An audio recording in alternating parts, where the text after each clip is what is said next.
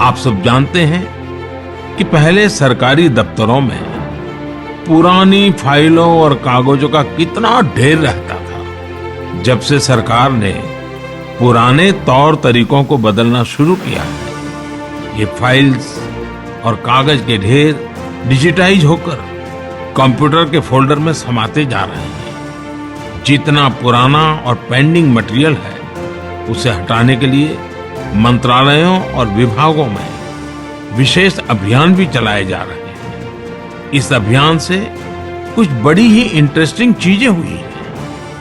Department of post में जब ये सफाई अभियान चला तो वहां का जंकयार्ड पूरी तरह खाली हो गया। अब इस जंकयार्ड को कोर्टयार्ड और कैफेटेरिया में बदल दिया गया है। स्वच्छता को सरकारी कार्यालयों और विभागों में लाने के उद्देश्य से माननीय प्रधानमंत्री श्री नरेंद्र मोदी जी की प्रेरणा और मार्गदर्शन में 2021 में शुरू हुआ विशेष अभियान 1.0, जिसमें लाखों फाइलों का डिजिटलाइजेशन और फिर डिस्पोजल कर उनसे छुटकारा पाया गया और दफ्तरों में फैले अनुपयोगी सामानों को हटाकर कार्यस्थलों को स्वच्छ व सुंदर बनाया गया। इसके अंतर्गत करोड़ों रुपयों का राजस्व भी प्राप्त हुआ। हमारा सेक्शन बहुत अच्छा साफ है, जगह मिलता है और साफ सुथरा है।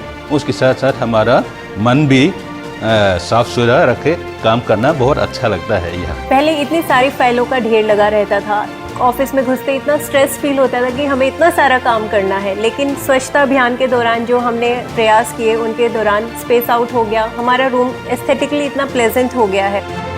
2022 में संकल्प और सफलता की इस गाथा को विशेष अभियान 2.0 के रूप में फिर दोहराया गया। ये अभियान 2021 की तुलना में 17 गुना ज्यादा प्रभावशाली रहा। 2.0 में 1.0 के मुकाबले पहले से 7 गुना ज्यादा जगह बनाई गई और 6 गुना ज्यादा राजस्व अर्जित किया गया। लाखों लंबित शिकायतों और संस्तुतियों पर सुनवाई हुई और उनका समुचित समाधान उपलब्ध कराया गया।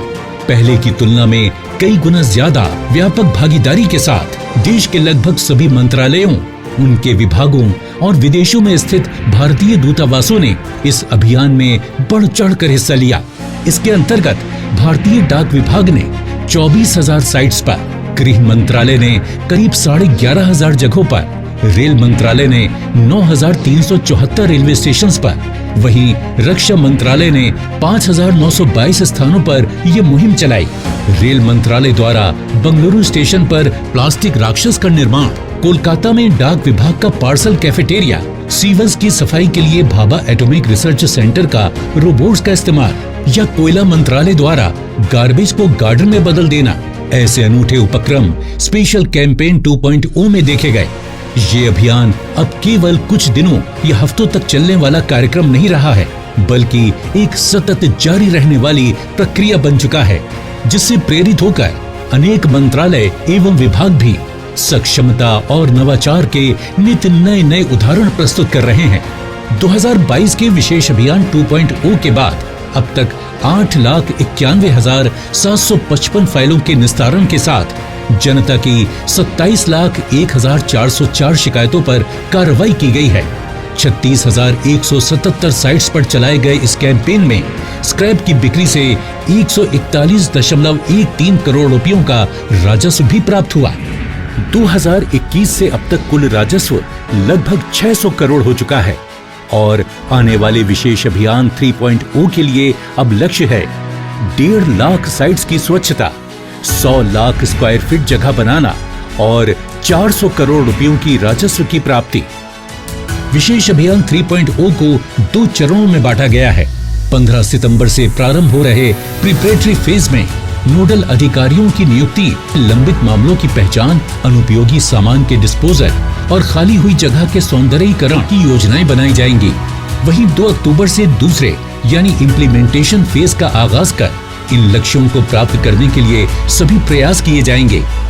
विशेष अभियान 3.0 के सफल क्रियान्वयन के लिए DARPG ने विशेष पोर्टल भी लॉन्च किया है। संपूर्ण तैयारी, सतत निगरानी और नियमित समीक्षा, ये वे 3 चरण हैं जो विशेष अभियान 3.0 की सफलता की गाथा में एक नया अध्याय जोड़ेंगे। विशेष अभियान ने आज सरकारी कार्यालयों की पूरी तस्वीर बदल दी है। ये एक नई पहचान है जिसमें नजर आते हैं चमकते दमकते कार्यस्थल, कर्मठता और सक्षमता से भरपूर कर्मचारी। विशेष अभियान 3.0 2 अक्टूबर से 31 अक्टूबर 2023।